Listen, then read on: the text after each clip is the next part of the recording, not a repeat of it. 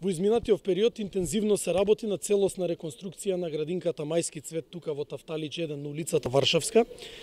Сега заврши промената на прозорците и вратите на дворешни целосна со цел енергетска ефикасност на објектот и заштеда на електрична енергија, подобра звучна и топлинска изолација внатре во градинката. Ние овие средства ги добивме аплицирајќи како општина заедно со градинката на повикот од Министерството за животна средина и владата, тоа е повикот за чист воздух. И ја користам оваа прилика се заблагодарам на Министерството за животна средина и на владата за помошта која што ја добиваме, бидејќи ова не е прв објект кој што претрпе некаква реконструкција согласно ваквиот повик и поддршка. Претходно беа целосно заменети надворешните прозорци и врати на Мајски цвет на улица Римска, кај Млечен, а во градинката Пролет во Вла 1 беше заменет нееколошкиот систем за грејење, тоа е системот на грејење со нафта, беше заменет со